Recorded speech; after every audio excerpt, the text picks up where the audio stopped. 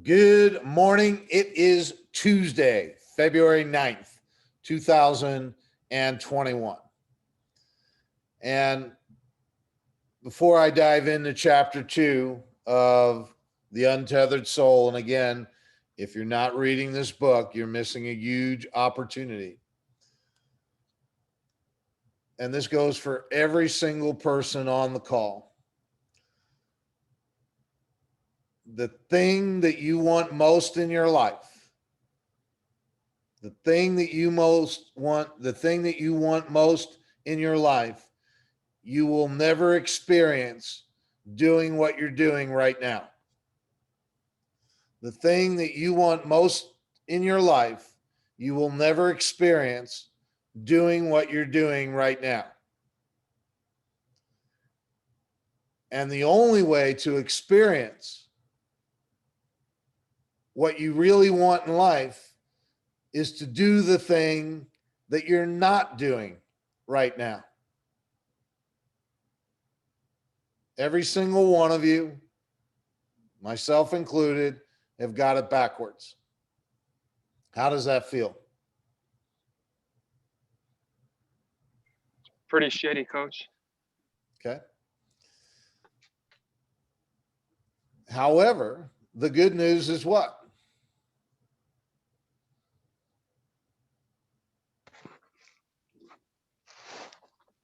We can change it. You can have whatever you want starting right now, today. It requires awareness. Awareness. And so let me jump in here. Chapter 2, your inner roommate. Your inner growth is completely dependent. And by the end of the call, I'll tell you what will get you exactly what you want. Your inner growth is completely dependent upon the realization that the only way to find peace and contentment is to stop thinking about yourself. You're ready to grow when you finally realize that the I, who is always talking inside, will never be content. The I inside of you always wants what, everyone? More. More is not what you want. More is just more. So whatever you have now, if you're not content with, what makes you think that having more of it is going to make you content? You're ready to grow when you finally realize that the I, who is always talking inside, will never be content. It always has a problem with something. Honestly, when was the last time you really had nothing bothering you? Nothing. Before you had your current problem, there was a different problem. And if you're wise, you will realize after this problem is gone, there will be another problem to take its place. The bottom line is, you'll never be free of problems until you are free from the part within that has so many problems. When a problem is disturbing you, don't ask, what should I do about it? Instead, ask, what part of me is being disturbed by this? If you ask, what should I do about it? You have already fallen into believing there really is a problem outside that must be dealt with.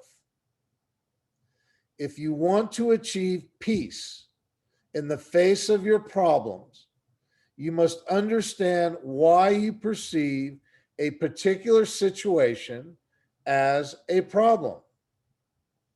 if you're feeling jealousy, instead of trying to see how you can protect yourself, just ask, what part of me is jealous? That will cause you to look inside and see there's a part of you that's having a problem with jealousy.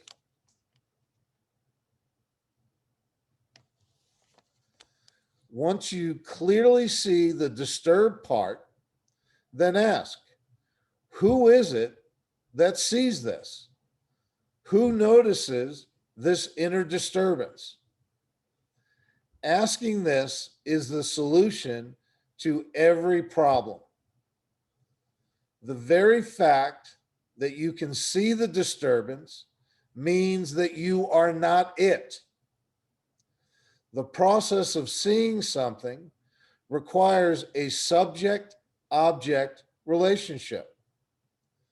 The subject is the witness because it is the one that sees what's happening. The object is what you are seeing. In this case, the inner disturbance. The act of maintaining objective awareness of the inner problem is always better than losing yourself in the outer situation. This is the essential difference between a spiritually minded person and a worldly person. Worldly doesn't mean that you have money or stature. Worldly means that you think the solution to your inner problems is in the outside world. Worldly means that you think the solution to your inner problems is in the outside world. You think that if you can change things outside, you'll be okay. And let this sink in. Worldly means that you think the solution to your inner problems is in the outside world. You think that if you change things outside, you'll be okay. But nobody has ever truly become okay by changing things outside.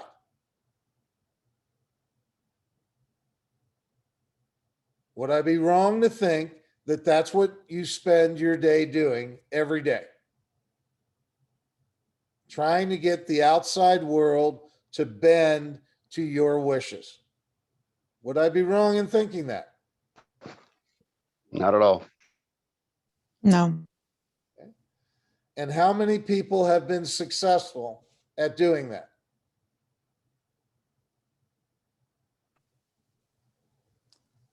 Even if you are successful in doing that, you don't feel good at the end.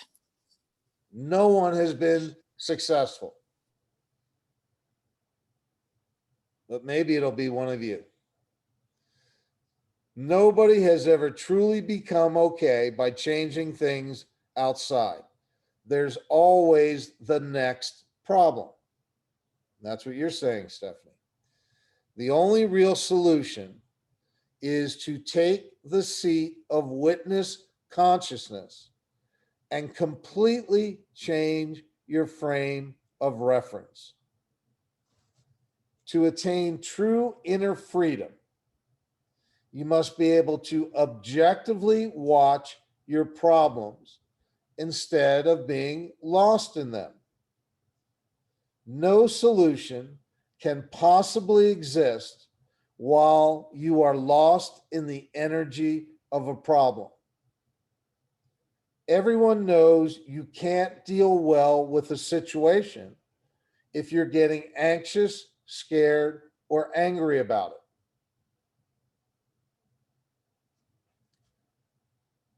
Would it be unfair to say that most of you want to embrace emotional intelligence and tactical empathy on some level? Would it be wrong to say that? Not at all. Okay. And yet, what stops you from fully embracing emotional intelligence and tactical empathy?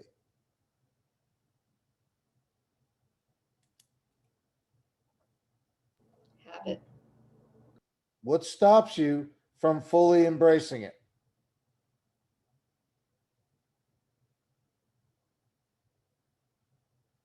It's a one-word answer. It's not a trick question. Fear. Fear. Exactly. And if fear is stopping you, what does that mean?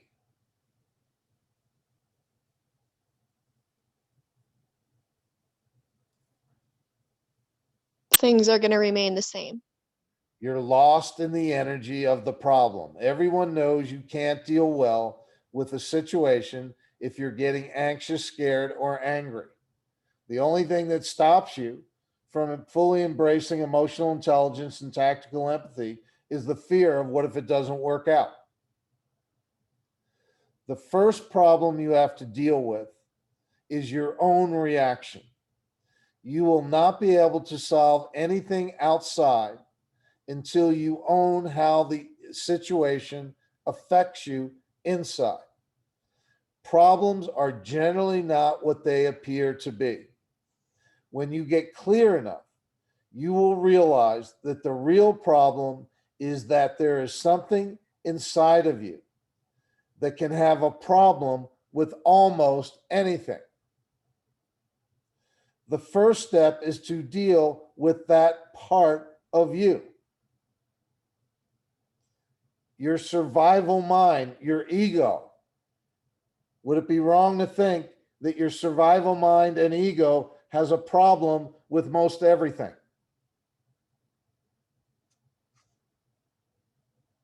The first step is to deal with that part of you.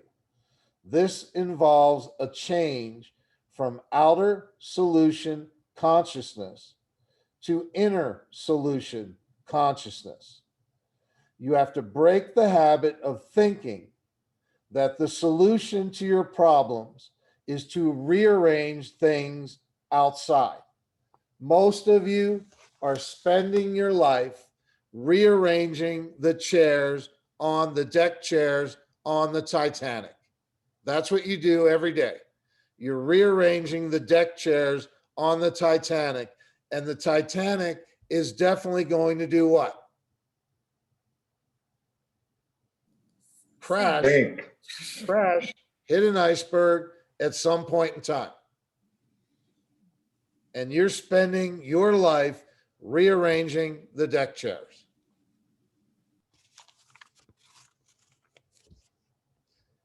You have to break the habit of thinking that the solution to your problems is to rearrange things outside. The only permanent solution to your problems is to go inside and let go of the part of you that seems to have so many problems with reality. Once you do that, you'll be clear enough to deal with what's left. There really is a way to let go of the part of you that sees everything as a problem. It may seem impossible to do this, but it's not. There is a part of your being that can actually abstract from your own melodrama. You can watch yourself be jealous or angry. You don't have to think about it or analyze it. You can just be aware of it. Who is it that sees all this? Who notices the changes going on inside? When you tell a friend, every time I talk to Tom, it gets me so upset. How do you know it gets you upset?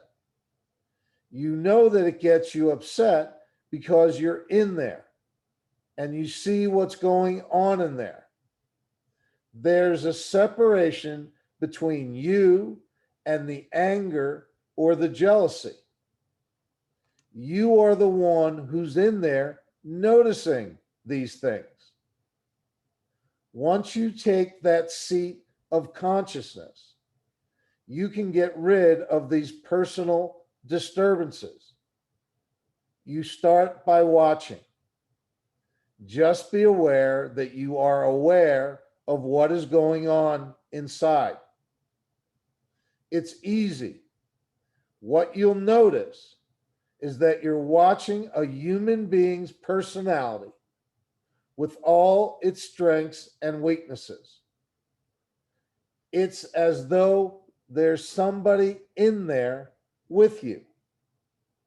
You might actually say you have a roommate. If you would like to meet your roommate, just try to sit inside yourself for a while in complete solitude and silence. You have the right. It's your inner domain. But instead of finding silence, you're going to listen to incessant chatter. Why am I doing this? I have more important things to do. This is such a waste of time. There's nobody in here but me. What's this all about? Right on cue. There's your roommate. You may have a clear intention to be quiet inside, but your roommate won't cooperate. How many of you, when you first tried meditation, could not quiet your mind down? First time you tried meditation, all you were aware of were all these thoughts racing through your head. And the idea that these thoughts wouldn't be there totally messed with you. Would I be way off in thinking that? That's your roommate. That voice, that's your roommate.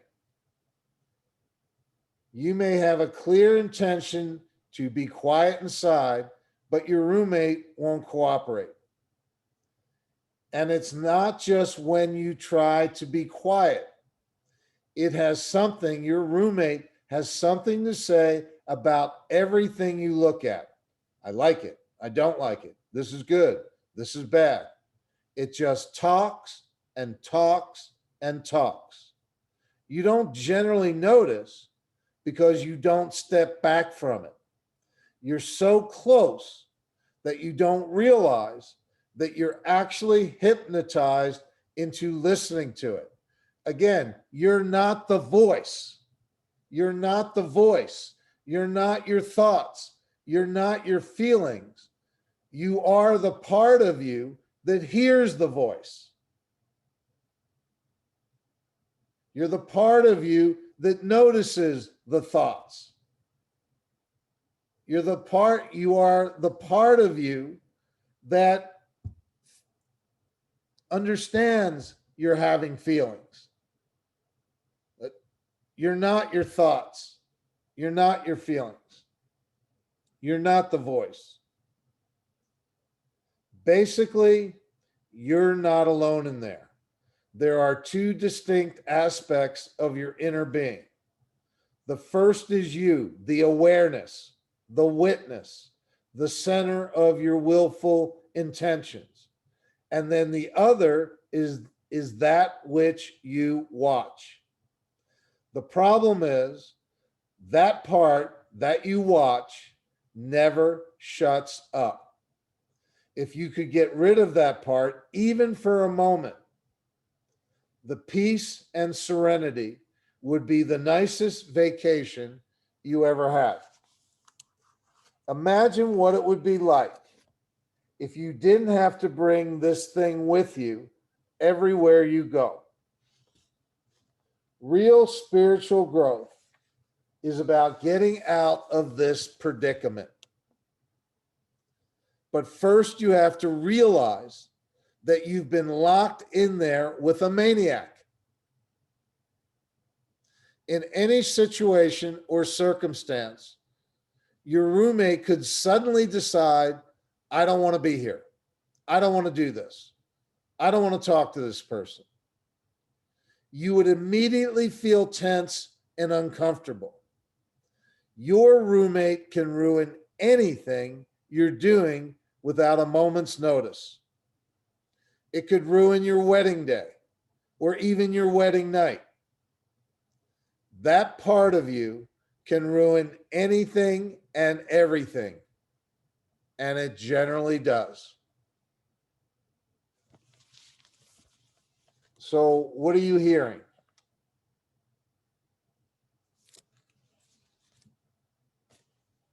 Anyone?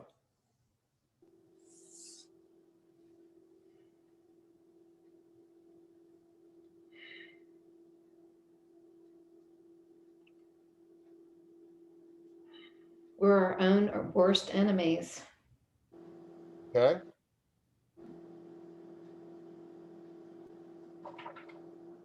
What did you just hear?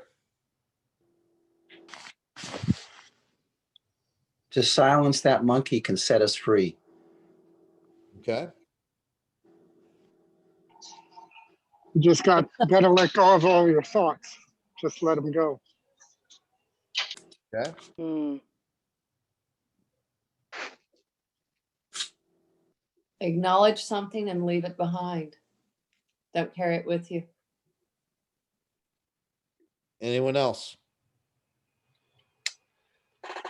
Steve, it seems to me Voice is that- not going to go away. Okay.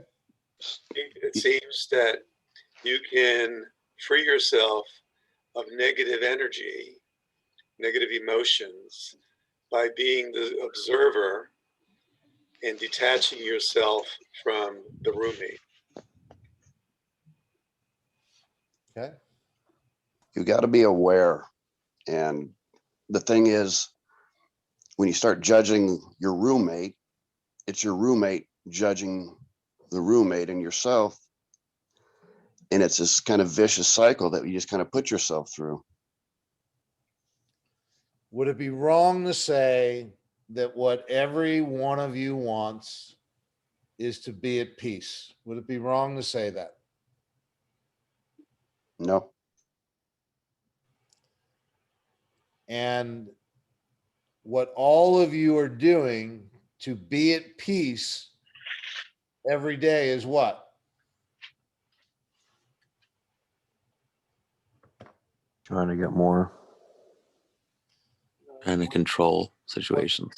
What you're doing every day to be at peace with yourself is you're trying to rearrange the deck chairs on the outside world.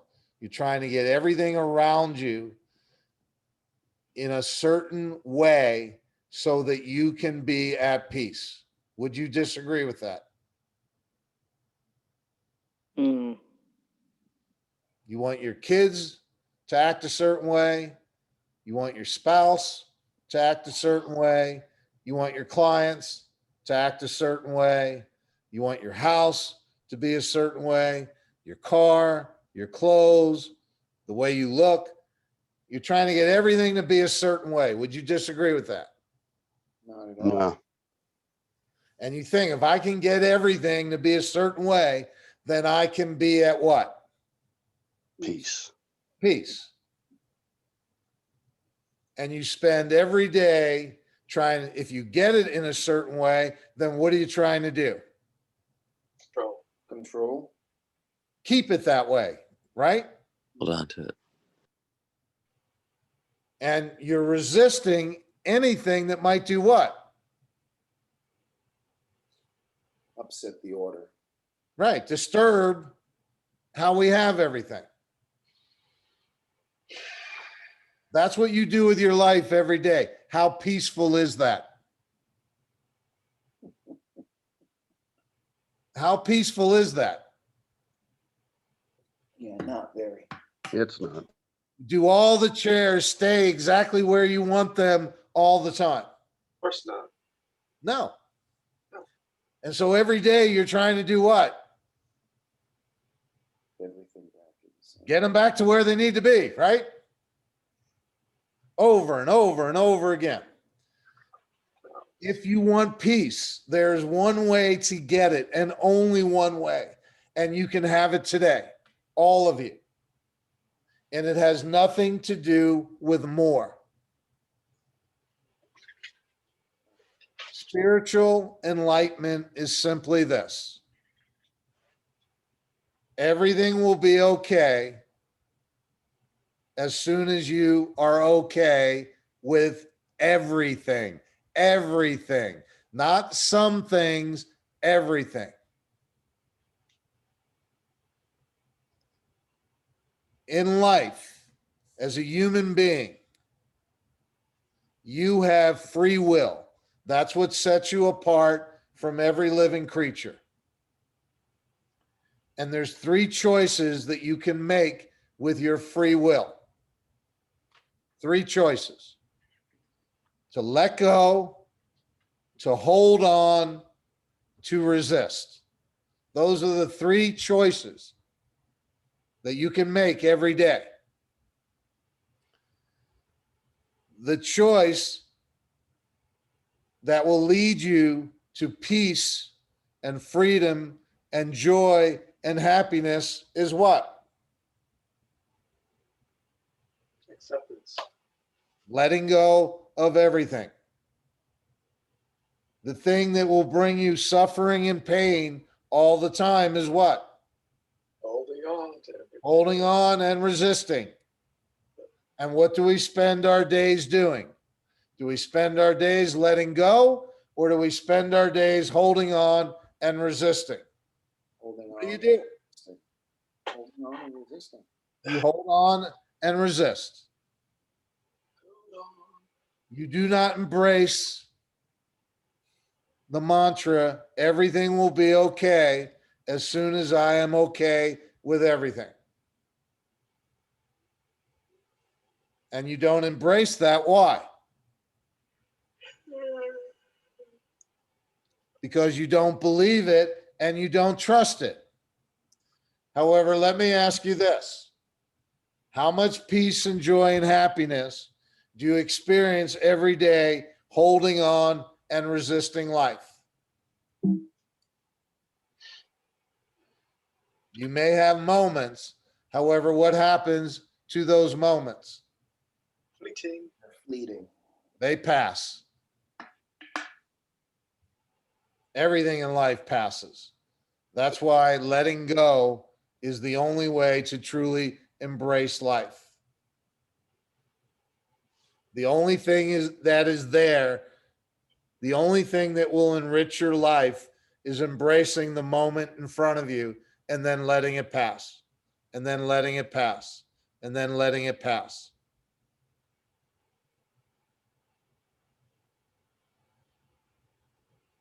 You are not your voice. You are not your thoughts. You are not your emotions. You are the awareness that notices the voice, notices the thoughts, notices the feelings. Stop trying to figure things out. There's nothing to figure out. Let it go. Because what do you hold on to and what do you resist? You don't hold on to the actual experience. You hold on to the memory, the impression, the perception. Whatever you are holding on to or resisting has already gone. It's already happened. It's no longer there. What you hold on to, what you resist is the memory, the impression, the perception.